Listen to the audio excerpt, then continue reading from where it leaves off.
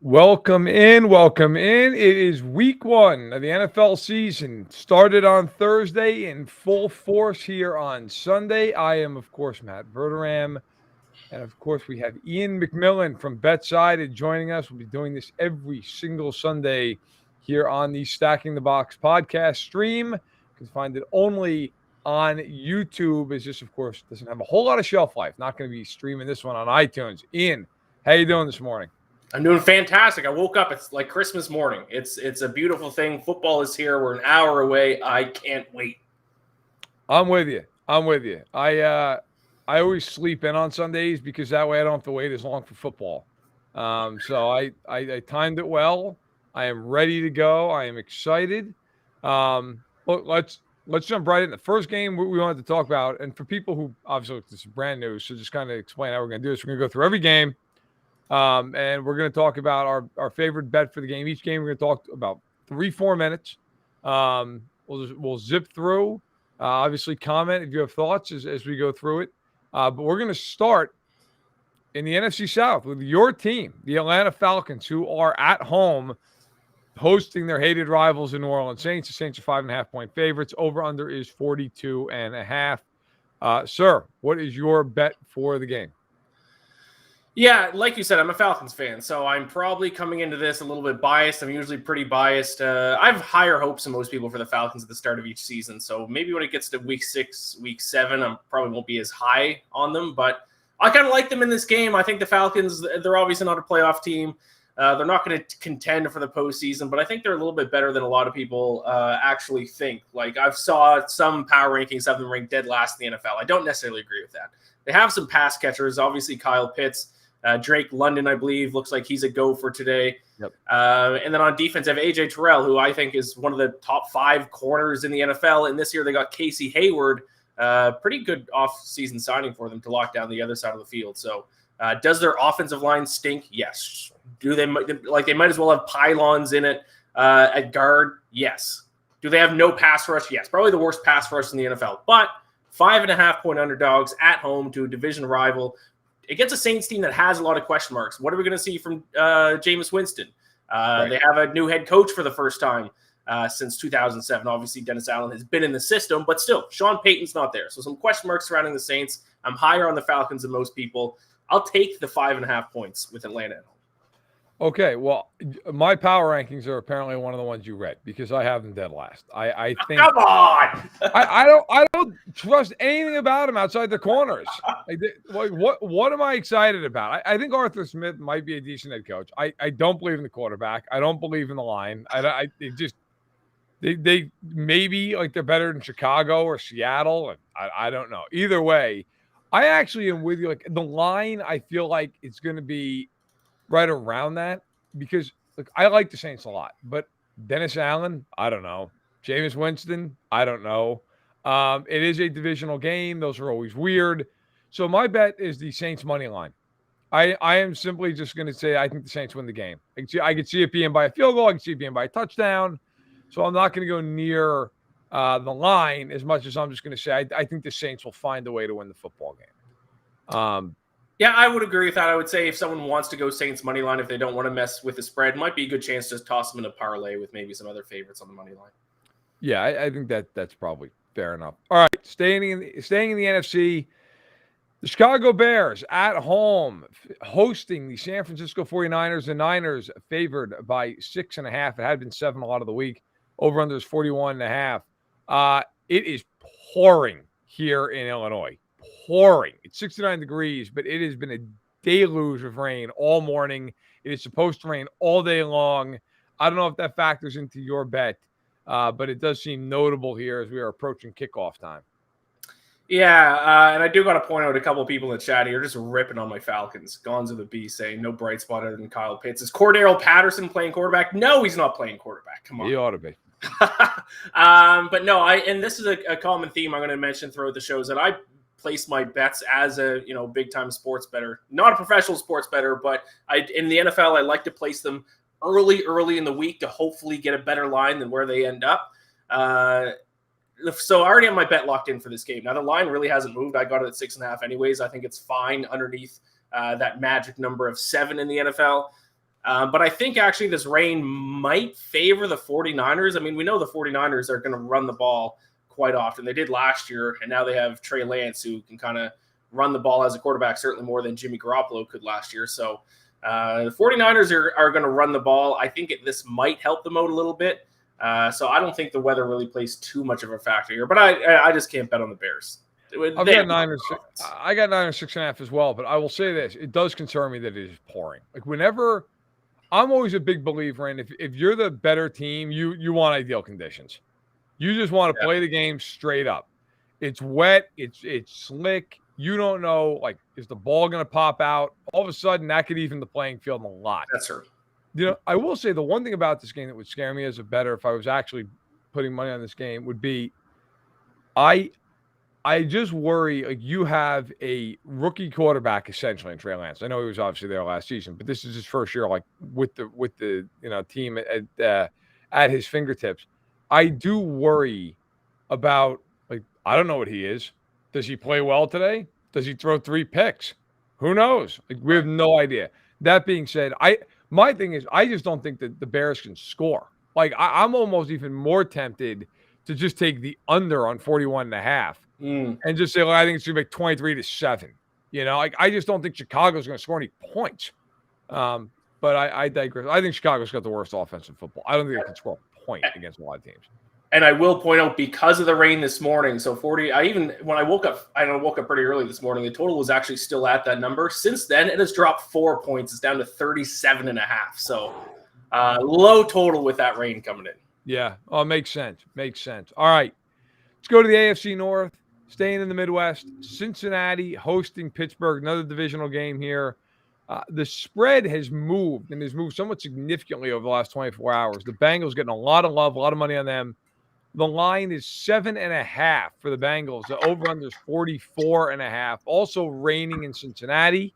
I'll tell you, does it change for you now that the line's gone from what was 6.5 most of the week up to 7.5? It actually does. So for those people who are kind of new and just getting into sports betting, there are kind of 2 very magic numbers in sports betting in the NFL. It's 3 and 7 for obvious reasons. 3 points field goal, 7 points for a touchdown, and an extra point. When it crosses that magic number, which it did with the Bengals this week, and I got the Bengals earlier at -6.5, I like that. When it crosses over to 7.5, and now it's more than a touchdown and an extra point, I think the value does slightly shift to the Steelers, especially with a little bit of rain going on there as well. So I'm on Bengals -7.5, but if you're going to bet it at I'm on the 6.5 here. If you're to bet it at 7.5, the value probably shifts over to the Steelers. Yeah, you know, I'm with you. Here's my thing with this game. I can't get past 6.5, 7.5, whatever. The quarterbacks. It's just such a vast disparity. And I trust Tomlin. I trust Pittsburgh's defense. I think Pittsburgh actually has really good weapons. Like, that's kind of the weird thing about Pittsburgh. Like, I actually do think between the receivers and Freiermuth, like, I do think they have players. Like, if Pickett ends up being really good, they actually could be good this year. My concern with them is they're not playing Pickett today. Right. They're playing Trubisky. And despite everybody's, like, odd campaign to talk about how great Mitchell Trubisky is going to be this year, Mitchell Trubisky sucks. Like, I don't know if anybody happened to watch him all those years in Chicago. I did. I was in the press box for some of those games in Chicago. He's not good. He is the quintessential, he's great to have as a backup. If you need him to start a couple games in a pinch, like, you could do a hell of a lot worse. But if you need him to start and rely on him for a long period of time, it's not ideal. Like, if Kenny Pickett comes out and becomes a very good player for them, then it's great. It's great. Then you've got Trubisky, and you can feel good about that. But I don't feel good about that today. And I don't feel good about either. Like, the one thing with the Steelers defense, I like their defense a lot. I do not trust their corners. Who is guarding Cincinnati in this game? Cam Sutton? Like, he's like the best corner on the team. I don't trust that. So I think Cincinnati's still going to cover the number, even though it's jumped up a point. Let me ask you a really quick question here, because Jonathan Wynot brought this up. Trubisky might not be great. Better than Roethlisberger, though. Does Roethlisberger look bad last year? Roethlisberger was awful. Roethlisberger was basically a corpse with an arm. That's not an unfair point. The only thing I would say to that is Roethlisberger at least knew the offense like the back of his hand and could get them in and out of plays. Trubisky's not doing that. Like, if they're in a bad play, they're screwed. They're running it. I remember that argument when the Broncos won the Super Bowl with Manning when he was a shell of himself. And a lot of people the following year were like, well, who cares if they're going to Trevor Siemian because look how bad Manning was. It's like, yeah, but he's still got the intellect of Peyton Manning. The ball's going to go to the right spot every play. He's going to get them into the right plays. That's not going to happen with Trevor Siemian, and didn't, and they haven't been to the playoffs since. All right, back to the NFC side of things. Detroit, everybody's darling, the Hard Knocks favorites. They are at home against Philadelphia. That line has been cruising toward Philadelphia. It was 4 most of the week. It is now 5.5 for the Eagles. 48.5 over under. Of course, the game not impacted by weather. I don't know about you. That line is a little large for my taste. Now, also, it is because the Lions are missing a bunch of guys on the interior of their offensive line, which is a death sentence against Philadelphia's defensive front. That's why the line has moved so much. How do you feel about the line going up and your bet on the game? Yeah, so I got Eagles -4 early in the week, up to 5.5. Actually, still like the Eagles at this number, mainly because of the point that I brought up earlier. It doesn't pass a key number as of yet. Obviously, if it were to go all the way up to 7, that's a different story. But I'm still comfortable with the Eagles at this number, especially like you said, with the missing players on the Lions. I think Jordan Davis might have a very good first NFL game in his career today. But yeah, I'm fading the Lions because the Hard Knocks bum. People are kind of high on them in the offseason. They like Dan Campbell, even though I don't think he's a good coach. Likable character, yes. Good NFL coach, yet to be seen, but I don't necessarily think so. Lions are one of the worst teams in the NFL last year statistically. Net yards per play is a big stat I looked at. They're like second last or third last. I'm not a believer in this Lions team. I like the Eagles a lot. So like I said, I got them at -4. I still like them at -5.5. So I took them at the Lions. I took a +4. I really love them at +5.5. So I feel good about that. I'm getting even more value. Look, I'm concerned about the injuries up front. That's a problem. Like, especially with Goff. Like, it's not like he's going to be buying time and that's not going to happen. It's not who he is. I am concerned about that. The reason though I do like the Lions, and especially now getting the extra 1.5, I think that the Eagles' offense is a little bit overrated. Like, we've kind of gone a little crazy with this. Look, they're going to run the ball well because they have Jalen Hurts, and they had the number 1 running offense in the NFL last year, largely because Hurts almost ran for 1,000 yards. I love the Eagles in terms of what they did this offseason. In fact, I wrote a huge piece on it, and I went inside the NFL or inside the Eagles and talked about why they made the decisions they made and what they did and how they did it. I think they had the best offseason in football. But I also think people tend to go a little crazy based off that stuff. Like, and by the way, the Eagles might win this game by 30 points. But I'm just talking for a grander scheme. Like, I've seen a ton of people pick them to win the Super Bowl. And it's like, I really like Jalen Hurts' upside. He was like the 20th best quarterback in football last year. We need to slow down a little bit here. Now, they might have the advantage of quarterback today, so they might run away with it. I'm taking the Lions because I do think they're at home opener. I actually like their offensive weaponry. I think they're going to be able to score a few points if they can block, which is my big concern because I think their offensive line, when it's healthy, is really good. The question is just going to be, can they hold up front? We're going to find out. But I do have them at +4 and a +5.5. I definitely feel like they're the value pick. We'll see if they can hold up. All right, opposite sides for that one. I like it. This game is one of the more intriguing games of the day. I'm fascinated by this. I will be watching this game at noon Central. Miami at home facing the Fighting Bill Belichick's, the Flying Elvises, the New England Patriots. The spread is Miami 3.5. It's been 3.5 all week long. Over under 46.5. Now, it's going to be good weather. It's going to be hot, 91 degrees, but it's going to be crystal clear. I am very intrigued by this game for many reasons. Not the least of which is you get Tua against Belichick. Now, the Dolphins last year won both games against New England. They won to start the year. They won to end it. Not great offensively, though, in either game. If you go back and look, Miami really did nothing offensively in both those games. They were able to win. Yeah. What is your bet on this game? So I'm on 2 totals this week, and this is one of them. For a big reason, like you said, last year, not a lot of offense, not a lot of points. So I like the under in this game. Is 46.5 when I got it. It's still 46.5 right now. One of the rare games of the line where the total hasn't really moved all week. But yeah, let's not forget, Patriots did have one of the best scoring defenses in the NFL last year. And I don't fully buy in on this Dolphins offense just quite yet. I know they got Tyreek Hill, but they were, I think, in yards per play, they're like 28th or 29th, or definitely in the bottom 10 in offensive yards per play. A big reason because their run game stunk. I know they got a couple of good running backs in the offseason, but I think it's more of an offensive line issue. I don't know. And also that we saw in the preseason, the Patriots starting offense. I know it is preseason and they only went out for I think like 6 to 8 drives or something, but they look terrible. The reports coming out is that they're a little bit out of sync. Obviously, they lost their offensive coordinator, Josh McDaniels, to the Raiders. I think that's going to play a big role. So I think Bill Belichick, if he's smart, and we all know he is, I think he's going to try to slow the game down, play good defense, run the ball, don't try anything crazy, and keep it pretty simple. And that usually lends to an under.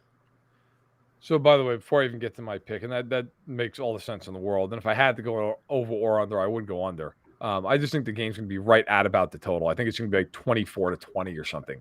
Yep. I was just going through Twitter to make sure I'm not missing any breaking news for the show here. It is, if you look, there's a video of the water on Soldier Field right now. Oh, it is 3 inches deep. It is insane. Like, by the way, they just put a brand new field down there, a brand new batch of turf. So whether or not, I'm not a grass expert, but is it absorbing the rain? Who knows? It doesn't look like it. That is going to be a very interesting game to watch. As I'm telling you, I'm about 40 minutes outside Chicago. It is pouring. So just something to keep an eye on, as is the my basement, to see if all of a sudden water starts coming in. All right, for the Dolphins game, I am taking the Dolphins money line, but I will tell everybody up front, this game might be the game I am the least confident in betting. I have a lot of concerns about Tua. And I know the Dolphins have had a campaign all offseason about how great he is, and everybody thinks he's great, and Tyreek thinks he's great, Mike McDaniel thinks he's God, and it's all this stuff. Whenever you have to tell me how great the guy is, right, I don't believe he's great. Right. Like you don't see the Bills and the Chiefs, like Josh Allen and Mahomes, they're unbelievable. Like, you know they're great. Like Andy Reid's not out there just banging a drum telling you how great Mahomes is. I worry that, like, it's almost one of these things like, hey, we got to pump him up. Like they made him a captain because you got to make him, you got to do that to pump him up. I worry that this game ends with like Tua throwing 3 picks and them losing because he just is completely befuddled by Belichick, who's at 6 months to game plan for this. I'm taking the Dolphins, though, because I think the talent disparity in this game is significant. I look at New England, and look, I love Matthew Judon. Okay, so we'll take him aside for a second. Other than Judon, who the hell's making the Pro Bowl on New England? Matthew Slater? I mean, he's usually a good bet for special teams. But, like, Mike, who else? Yeah, I can't think of anyone. Certainly terrible. They're a terrible roster. Like, who? Kyle Duggar, man? Like, one of the safeties? They are horrific. I mean, if they didn't have Belichick coaching that team, they'd win 4 games. They're just not good. Now, of course, they do have Belichick coaching the team. But that is my concern, is it's going to be one of these things where they just don't have enough talent. So I'll take the money line, but I could see this game coming down to like a field goal from 50 yards on either side with 5 seconds left. All right. Let's go to my home state. Let's go to New York, although technically we're going to Jersey, which is not my home state. The Jets, home to the Ravens. The Ravens are 7.5-point favorites. They are tied for the biggest line of the week as we enter the games. The total is 44.5, 79 degrees and cloudy, so good weather there in New York. And you and I, sir, are on opposite sides of this. I'll let you kick it off. What bet do you have? Yeah, I'm on the Jets. I got to the +7, so it was moved 0.5 point. The obvious bet seems like the Ravens here, doesn't it? They're bouncing back. Lamar Jackson is back. They have a healthy roster. The Jets stink. The Jets have Joe Flacco. It seems like the obvious bet, but for me to lay a touchdown on a team on the road in week 1, I better have a ton of confidence in them. And I just don't necessarily have that confidence, to be completely honest. Will the Ravens win this game? Yes, likely. But laying a touchdown on the road in week 1 seems just a little bit too crazy for me. And also, to be honest, I am actually, and I'm going to look so stupid when I say this by the end of the year, and I've said it a couple times already, I don't think the Ravens are as good as a lot of people are hyping them up to be. Lamar Jackson is obviously electric. I know they had a ton of injuries last year, but the Titans had a ton of injuries too, and they got the number 1 seed in the AFC. So a lot of issues on defense for them last year. Lamar Jackson, like it or not, the stats show he regressed in 2 straight seasons since his MVP winning season in 2019. I know obviously he missed games. He had injuries last year. But when he did play, I think his QBR was in the 50s. Like he has regressed over the last 2 years. So I'm not as high on the Ravens as a lot of people are. I'm not willing to lay a touchdown worth of points on them in week 1 on the road. All right, I am. I would have taken the Ravens if they were 13-point favorites in this game. My feeling on the Ravens is, historically speaking, with Lamar Jackson, they are so against really good teams because I think they have to play a certain way to win. Right. They've got to be able to get out in front of you, then they can run the ball down your throat, and then their play action game matters more. And defensively, if they get out in front of you, they'll blitz you to death. Now, with Martindale in New York, their old defensive coordinator, maybe that changes a little bit, but the Ravens, to me, are still the Ravens until proven otherwise. I think you're going to see a lot of aggression. The Jets are starting Joe Flacco. Their biggest weapon is a rookie receiver who's never played a snap in the NFL. Their offensive line is not good. Becton is out for the year. Dwayne Brown is now on IR because it's the Jets, and of course he's on IR. So now George Fant is going from right tackle to left tackle because they literally have nobody, and Fant spent the whole week saying to the media how much he hates the fact they had to switch back over. I think they are going to get annihilated. Like, this would be my lock of the week. I think they are going to get absolutely shellacked in this game. I could see this game being like 31-6. I just don't believe in the Jets. And I'm actually on the other side of it. I think the Ravens are really good. Now, I will say this. I think the Ravens in the playoffs are very different and very limited. I do not think the Ravens are going to the Super Bowl because they have you and me at receiver. Okay? And when you get into a playoff game and you're playing Burrow or Allen or Mahomes or Herbert or whoever you want to throw in there, Wilson, you've got to be able to throw the ball. And this isn't a dig at Lamar, but like, they're not a big-time high-octane passing offense. They're not. And my fear is when you get in the playoffs and you face really good teams that are doing everything they possibly can to stop what you're good at, you got a problem if you're Baltimore. Now you're in 3rd and 8, and you got to throw it. And it's like, hey, I hope Rashad Bateman can get open against double coverage, and you're done. Right. You don't have Stephon Diggs. You don't have Jamar Chase. You don't have Travis Kelce or Keenan Allen. So, but in the regular season against bad teams, they have hammered bad teams historically. So I will take the Ravens. By the way, do we know if Robert Saleh is a good coach? We don't. We do not. We know he's not a good head coach. And I have no idea if he can coach. It seems like defensive coordinators struggle when they become a head coach. I have no idea if he's a good coach. I like him. I've interviewed him before. He's a very nice man. I have no idea if he's a good head coach. I know John Harbaugh is a very good head coach. Yeah. So give me the Ravens -7. You can even make it like -17. Okay. A game that I don't know how to feel about this game, to be perfectly honest with everybody. And this is true, by the way, for the next game as well after this. Washington at home against the Jags, the Jacksonville Jaguars. Duval. Washington is a 2.5-point favorite. That line was 3 for a lot of the week. It has moved down to 2.5 as of a couple days ago. 43.5 is the total. Sir, your thoughts on a weird, not all that compelling in a lot of ways, interconference matchup? Yeah, I don't have too much to say. I have a general rule when betting on games involving 2 teams that I think are trash is just take the team that's getting the points. You might as well, because you don't really know what's going to happen, especially in a week 1 matchup, especially with Jaguars team that has a lot of question marks. We don't really know how bad they were last year. Like, how much of that was because of Urban Meyer? How much better are they going to be with Doug Peterson? Is Trevor Lawrence going to take a step forward? Because let's be honest, he did not have a good rookie season. And then you have the Commanders. We have the Commanders now have Carson Wentz as their quarterback. So I'm not a believer in the Commanders. Entering last season, they were supposed to have one of the best defenses in the NFL. They ended up having one of the worst defenses in the NFL. So it is truly a battle between what I think are 2 of the bottom tier teams in the NFL. I'll take I got Jacksonville at +3 earlier in the week. I like it quite a bit because that's right at that magic number of 3. 2.5 still. It's like, what are you going to do in this game? Like, I don't want to lay points on either team, so I'll just take the team that's getting the points. So I'd recommend Jacksonville. All right, for me, this was a very simple question. Two-pronged. One, how much better is Jacksonville simply because they have a head coach this year? I'm going to venture a guess and say 2 to 3 wins, literally just based off the fact that they don't have Urban Meyer stealing money in a ski mask on the sideline. That seems to be number one. Yeah. Number two, what do I believe in more? Trevor Lawrence having a much better season, because you're right, he stunk as a rookie, having a much better season, or Carson Wentz? So I took Jacksonville +3 because I don't believe at all in Carson Wentz. Carson Wentz is on his 3rd team in 3 years. There's a reason.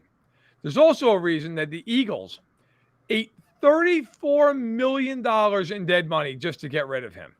Okay? There's also a reason that the Colts, who at the time had no illusions that they were going to be able to get a real good quarterback in there to replace him, after a 9-win season, we're like, you know what? Washington, you take him.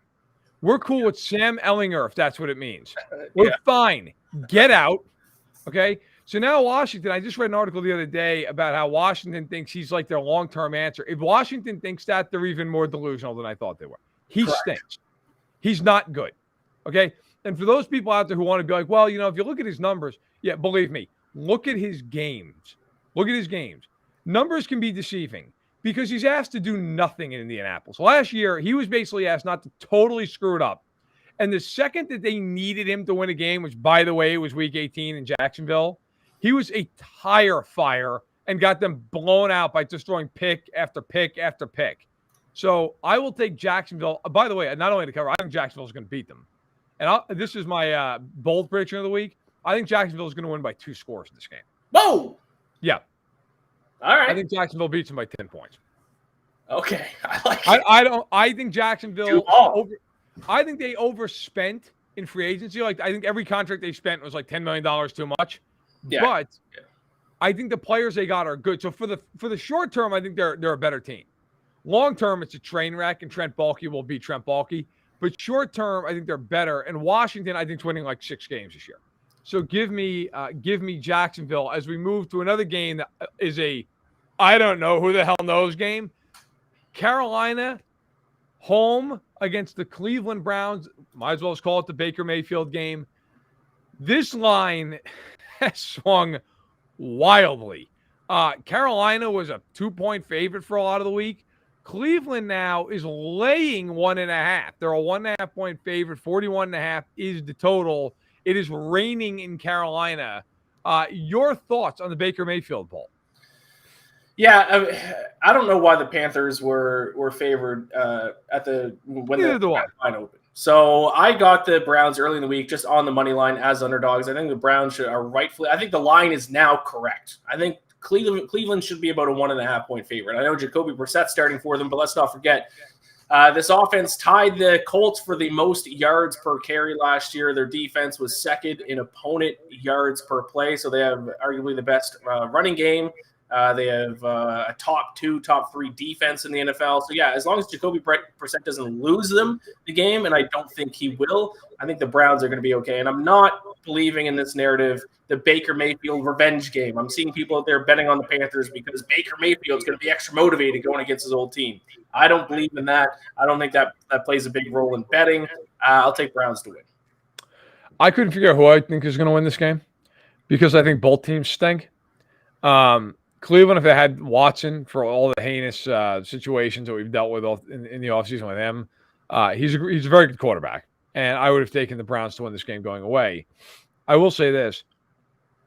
I actually do believe a little bit in the Mayfield thing today. I just think, not so much the motivation thing, but just he will be very focused for this game. They are going to want to unload on the Browns.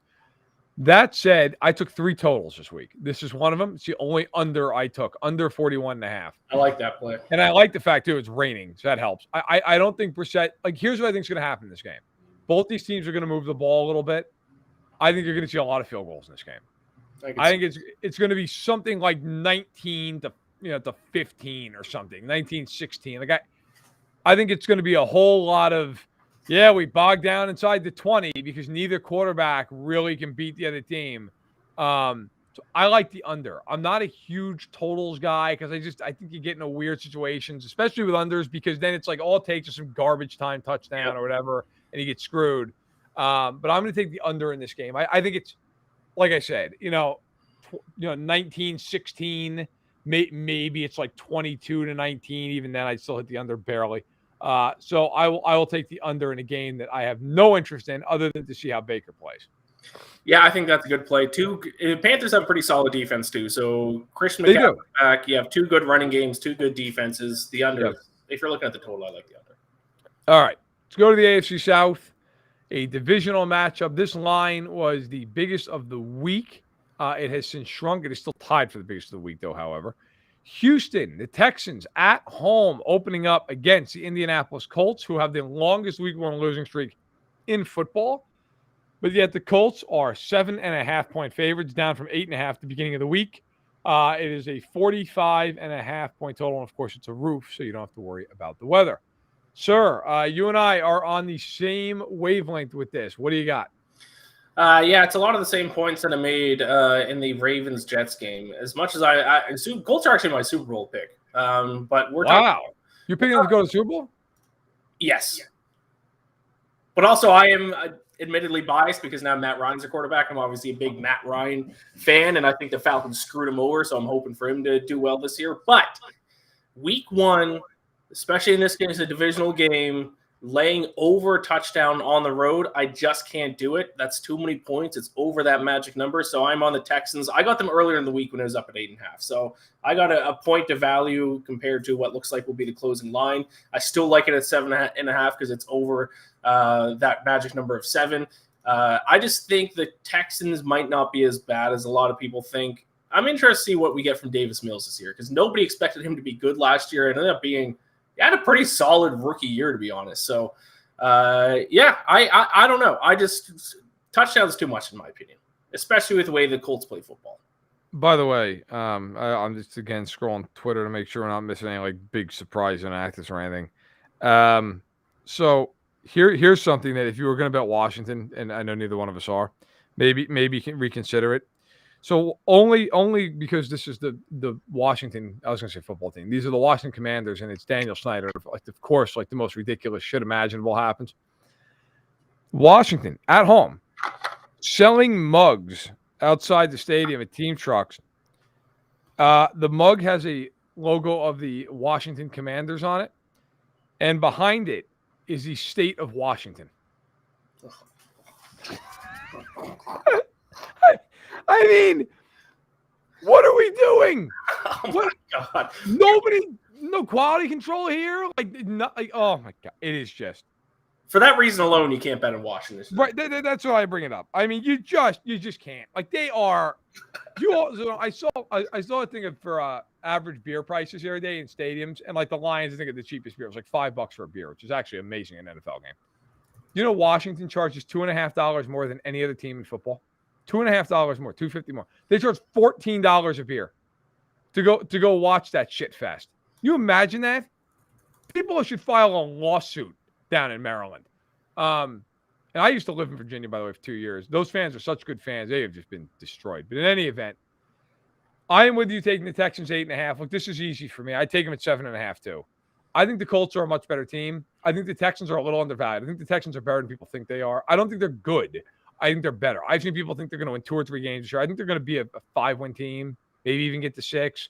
I do not think they're good. I do not think they're overly talented. I like Davis Mills. I'm interested in him. I think Lovie Smith will bring a professionalism to that franchise that it desperately needs. My other thing is I like the Colts, not quite as much as you. I like them to win the division. But I don't think – like the Colts are not an explosive team. The Colts are not going to score 35 points most weeks. That's not who they are. They're going to run the ball. It's going to be a stay-on-schedule team. They're going to play defense. So I think you have a game that I could even see being a backdoor cover where it's like 24 to 10 all game, and then Houston sneaks in a touchdown at the end. I could see it being like that. So I like Houston a lot to cover the spread here. I think the line is too high. I do have to say real quick, Ryan Matheson in the chat says, LOL, the same Matt Ryan that threw away so many games the past 2 seasons. The Falcons were smart to shop the market. How dare you? How dare you speak of Matt Ryan that way? He dragged that Falcons team to 7 wins last year. They're one of the worst 7-win teams in NFL history. Only got there because of Matt Ryan. How dare you, Ryan Matheson? They were truly atrocious. I'm actually with you on this, although it is funny that Ryan's getting after you. Must be all right. Man. So now we go to the 425 slate. By the way, I think it was Mighty Sphinx asked earlier which week 1 game is the most interesting. It's not a great week 1 slate. It's a great 425 slate. I think for me, I'm watching Miami and New England. I'm just fascinated by that game. Just fascinated to see what happens. Otherwise, Detroit and Philly's kind of interesting. I mean, Carolina and Cleveland just for the train wreck. Yeah. So. All right, 425 slate, quartet of games. We start in Tennessee, in Nashville, where the Titans host the Giants. Tennessee laying 5.5 points. It is raining in Tennessee. The over-under is 43.5. Sir, I know you have a money line bet here. What do you got? This is my upset of the week pick right here. I think the New York Giants beat the Tennessee Titans. I'm not a believer in the Tennessee Titans whatsoever. I wasn't a big believer in them last year. I think they were one of the worst number 1 seeds ever. And a big reason why is, well, especially now that they shopped A.J. Brown, their entire offense, even more so than last year, relies on Derrick Henry. And this is a Derrick Henry who battled injuries last year. Yeah. And even when he did play, he averaged 4.3 yards per carry. So if you look at his total yardage last season, then you might think he still had a pretty good year. He was on pace for, close to 2,000 yards, if not more. But that's just because they were feeding the ball. He averaged 4.3 yards per carry. That was 1.1 yards fewer than he got in 2020. That's fewer yards per carry last season than guys like Darrell Henderson, than guys like Damian Harris, guys like Melvin Gordon. It's the same amount of yards per carry as guys like Michael Carter last season, guys like Clyde Edwards-Helaire. Devontae Freeman had the same yards per carry as Derrick Henry last year. So we've seen the writing on the wall about Derrick Henry. We saw flashes of it last year. You can't give a running back this many carries in every single game and not expect him to regress, battle with injuries, and those types of things. That's what we saw last year. I think we're going to see more of that this year. You just can't rely on Derrick Henry anymore. You've run the wheels off him. And then you look at their defense, their best defensive player, Harold Landry, they lost him to an ACL injury. Yeah. So, and already not a good defense, really. Average of best defense. You lose your best defensive player. I think Derrick Henry is going to regress again this year. Don't believe in the Titans whatsoever. I'm excited to see what Brian Dable does to this Giants offense a little bit. We'll see, but they're now healthy. I don't know. I think the Giants win this game outright. I'm just not a believer in the Titans. Okay. I will take the Titans 5.5. The reason being, I will tell you right now, I do not like the Titans this year. I have them winning like 8 games. Okay, and that was before Landry got hurt, and I do agree that he's a significant loss. He and Byard, I think, they're 2 best players. Jeffrey Simmons too, but yes, one of their best players. The reason I'm taking them is I think Daniel Jones is good for about 3 turnovers in this game. He turns the ball over all the time. Now, I'm willing to say up front, it's one of my least confident bets because I could see this being a game where Dable does really impact the offense, and Tannehill throws 3 picks. And it's the opposite way. So, this, of all the games, it's probably my second least confident bet, just feeling about it because I don't know that Tannehill's not going to implode. Like, I wonder how much that playoff game affected them just mentally. Like, that game was a disaster. That is the kind of game that can break teams. I will say with Derrick Henry, another bold prediction.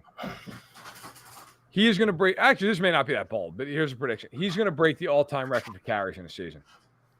I don't know if it lasts. Dude, if he stays healthy, that dude's carrying the ball 500 times. Yeah. I'm not even kidding. What else are they doing? Yeah, nothing. He's getting the ball every down for that team until he falls apart. So I will take the Titans because I think Jones is going to give him like 3 short fields.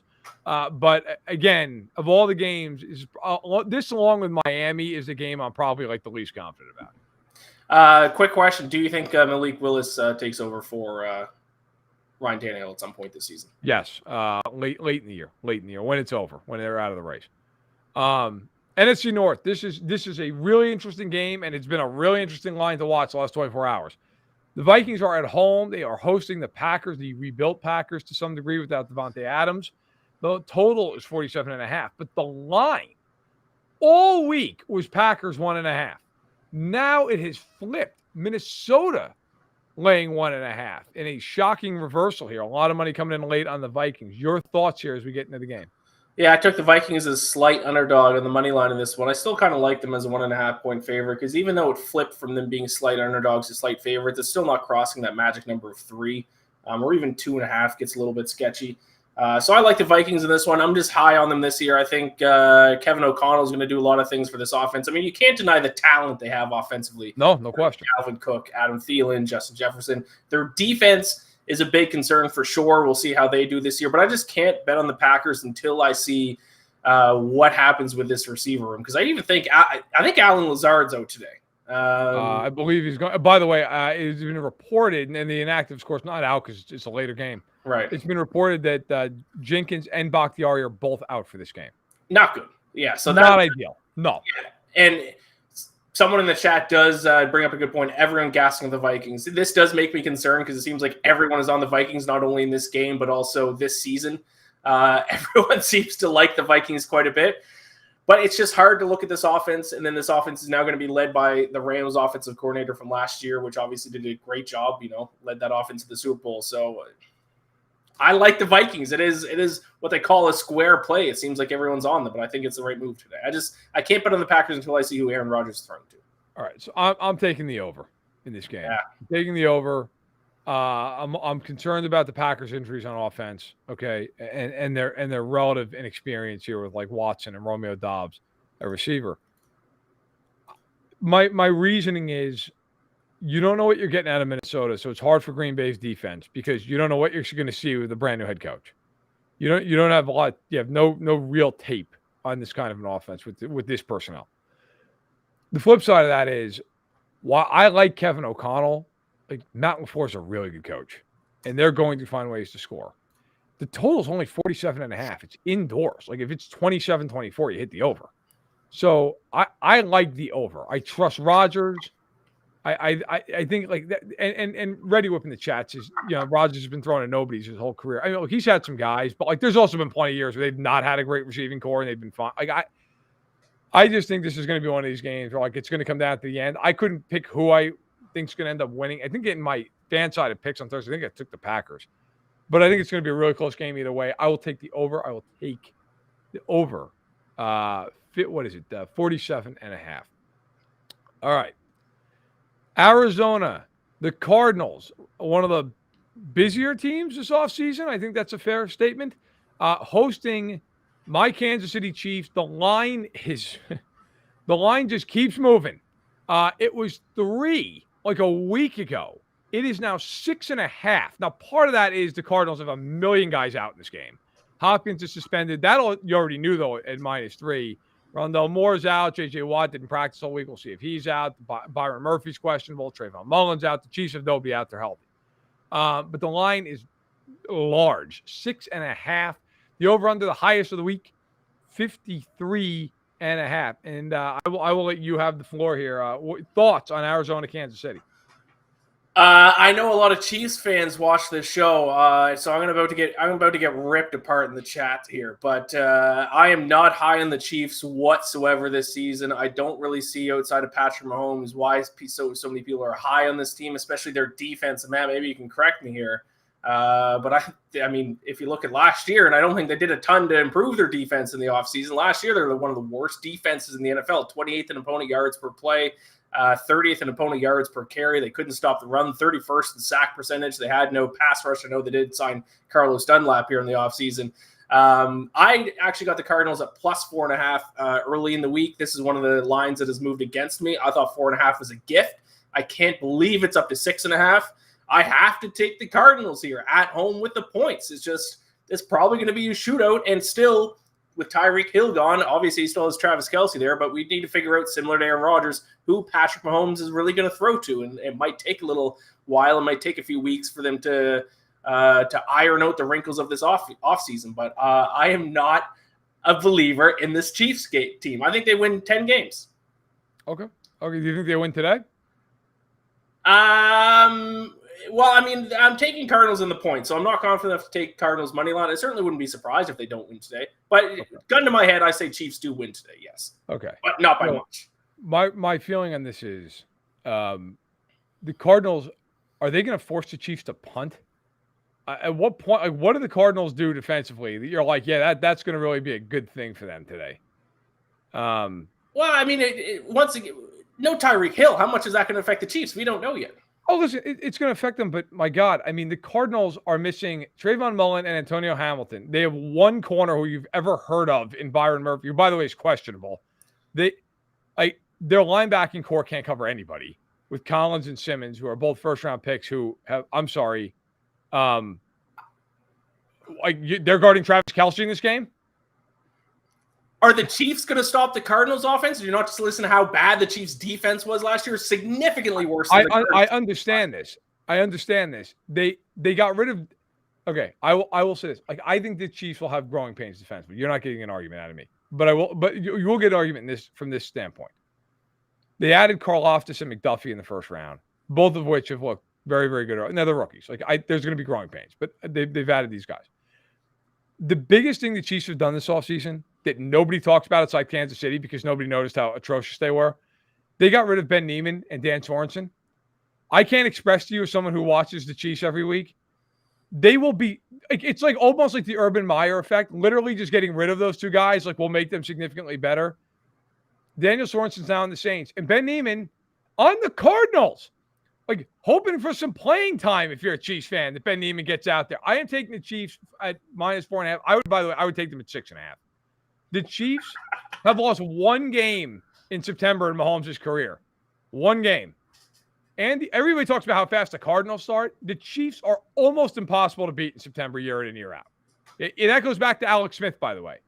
So I think they are going to win this game. I think defensively, sir, you underrate Nick Bolton, who is a very good young linebacker. Chris Jones in the middle. I think L'Jarius Sneed is a very good corner. Justin Reed coming in to replace the Honey Badger. A guy, I got to be honest with you. We'll see who's right about this. I think this is the deepest Chiefs team they've had. Oh, what do you mean? This is the deepest team they've had. This is the deepest team they've had. Can you tell me, and you probably can because you know football, who are their receivers last year behind Tyreek Hill? Not including Kelce, just wide receivers. Who were the receivers last year? Mecole Hardman and Byron Pringle. Right, and DeMarcus Robinson, who got cut by the Raiders in their first 5 cuts. Right. And Byron Pringle now is not even the number 1 wide receiver on the Bears. Right. You now have Juju, you have MVS, you have Sky Moore, you have Kelce, right? You have, and by the way, the one thing you did not mention, which I think you'll agree with me on, they might have the best offensive line in football. If not, it's top 3. If you give Mahomes time, he's finding people. They don't have a run game either, though. Yeah, but they never will. I mean, they could have Emmitt Smith and it wouldn't matter because Reed won't run the ball. Okay, but to me, if you have Mahomes and you have time, you're going to win a lot of games. It's the same reason, by the way, I think the Packers are going to the Super Bowl this year. I don't care that they don't have Devonta Adams. He will sit back there. Now, if they lose Jenkins and Bakhtiari, that's a totally different deal. Okay, just like if the Chiefs lose half their offensive line, it's a totally different deal. But I know a lot of people here with the Chiefs fandom. I'm rolling with them. I have no qualms about it. I think the Chiefs are going to win this game by 10 points. All right. All right. Let's move. AFC West. We're staying in it. Chargers, Raiders. I would say the Chargers are at home, but basically this is a home game for the Raiders. The line is 3.5 for the Chargers. The total is 52.5. We actually both took totals here, and we're on the same wavelength. What do you got? Yeah, I will say I recognize the people in the chat just ripped me. I knew I was going to get into that, taking the Cardinals. There'll be a week I don't take the Chiefs and I get killed for it. That's fine. But this week I believe in the Chiefs. Yeah, I'm just going to take the over. I don't have too much to say about this game. I think these two teams are very much teams that I need to see play this season before I have a real good feel for them. So I'm just going to root for a lot of points. A lot of the games between them last season were kind of high scoring. Obviously, Week 18 matchup between them was high scoring. The Raiders' offense got a boost with Devontae Adams. Justin Herbert is one of the Super Bowl favorites. He should be slinging it today. It's in terms of which team is better, probably the Chargers, but I think the line is probably set at the right number in terms of the spread. So I think, to me, this might be the most unpredictable game. If there's anything I can predict, I think we are going to see a lot of points. So I'm just going to sit back and root for points in this one. Yeah, I'm within the over. I'll be quick with this. Look, I think both teams have great weapons. J.C. Jackson's not there for the Chargers. I think that matters against the Raiders. For me, this is really simple. I just think it's going to be a game that probably is like 30-27. And I also will say this: if I had to take a spread, I would take the Raiders to cover the spread. I don't know that I think the Raiders would win, but I would take points in this game, especially 3.5. Like, I get the Raiders just having to cover a field goal. I feel pretty good about that, but I feel better about the over. I just think there's going to be a lot of points in this game. I don't think one defense is going to stop the other. We shall see. But I think both offenses are going to go up and down the field. My only concern is, can the Raiders block the Chargers? The Raiders' offensive line is atrocious outside of Colton Miller. Can they block? We're going to find out. All right. Moving to Sunday Night Football. Dallas at home against Tom Brady and the Tampa Bay Buccaneers. The line's been consistent, 2.5 for Tampa all week. 50.5 is the total. Sir, fire away. Yeah, I got the Buccaneers earlier in the week, -1.5. I still like it at 2.5. It's below that magic number of 3. I just can't trust Mike McCarthy, to be honest. I think he is by far the Nobody can. No, he's the worst head coach in the NFL, in my opinion. What I think is kind of the difference maker in this game is I think the Buccaneers have the significant defensive advantage specifically. I think the Cowboys defense was a little bit overrated last year. A lot of people gave them praise because they led the NFL in takeaways per game. But I actually think takeaways and turnovers are more of a result of the offense screwing up than the defense making plays. Obviously, you got to be in the right place at the right time. But just because the Cowboys got a ton of takeaways last year, I don't think they can repeat that this year. When you look at their other numbers, like yards given up per play and things like that, they're around an average defense, whereas the Buccaneers, in my opinion, are a top 5 defense. They got some injuries in the secondary, I believe it was last season, so they should be back healthy. Offensively, I think it's a little bit of a wash. We'll see how the Cowboys adjust without Amari Cooper in their lineup this season, but I just think the Buccaneers are the better team, especially defensively, and I just can't bet on Mike McCarthy in a spot like this. So I'll take the Buccaneers laying the points. I went back and forth on this all week, both on spread and in my straight-up picks, and I finally just said, you know what, I'm taking Tom Brady over Mike McCarthy. That's it. Correct. That's how I feel about the game. I'm not riding with Mike McCarthy against the greatest quarterback of all time. I will say, though, I think this game could come down to which offensive line handles the other team's front, because they're both beat up. Dallas doesn't have Tyron Smith.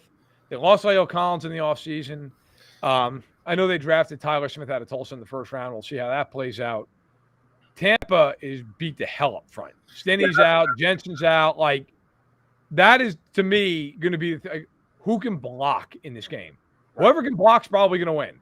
But I'll take Tampa. And basically, what's a money line question at 1.5, right? I mean, you're essentially just saying who do you think's going to win. Now, the line's moved a little, but I will take Tampa at 1.5 in the last game.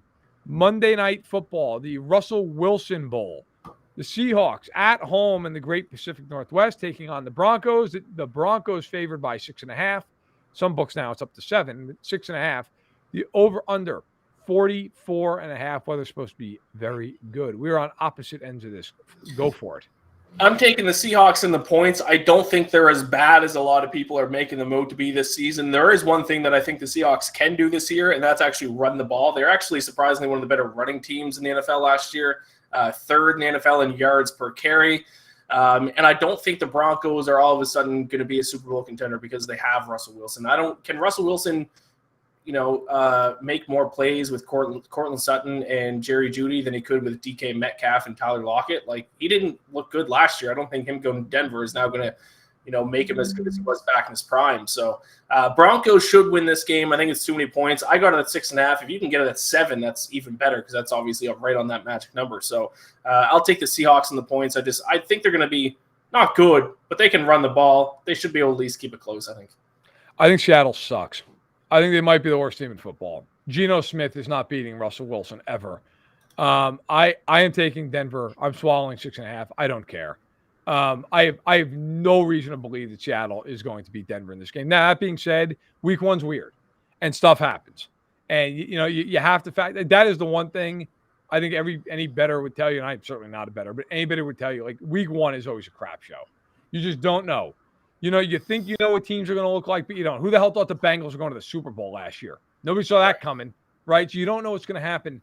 My feeling is I just don't trust any unit on Seattle other than the receivers. And I think they're horribly hurt by who's quarterbacking the team. So I am rolling with Denver to cover. I will tell you outright, I have no idea what the hell Denver's going to be this year. If you told me Denver's going to go 8-9, I could totally see it. If you told me they're going to go 12-5, I could see it. I have them as a 10-win team.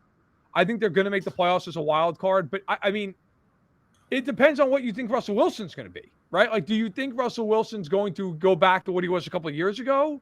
Or are you in the camp that says, look, I think he's kind of on a slope downward and his legs aren't what they once were?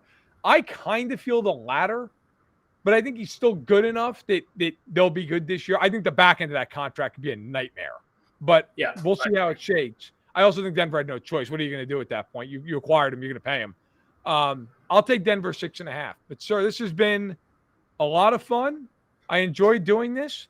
Hopefully everybody enjoyed this in the chat. If you could, just give it a thumbs up, give it a like, give it a comment. Really would appreciate it.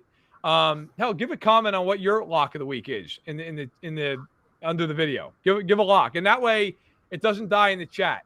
You've got to stick to it. Ian will be back all throughout next week on BetSided. Of course, we'll do this again next Sunday as well. I will be on the Arrowhead Addict podcast for a pregame, a halftime, and a postgame show tonight. So I'll be around for all the Chief fans out there, and we'll find out if Ian's right and it's a full-blown shootout, or if the Chiefs win this game by 2 scores like I think they're going to. We will see. We'll see who's right, who's wrong. We'll have some fun with it next week. By the time we do this next week, the Chiefs will play twice. They played Thursday Night Football against the Chargers. So we'll see how it goes. But, hey, enjoy your Sunday of football however you do it. Have fun. Good luck to your team. And we'll see you next weekend. For Iain MacMillan, I'm Matt Verderame. Thanks so much for watching. This has been Stacking the Box with BetSided, the Sunday pregame show.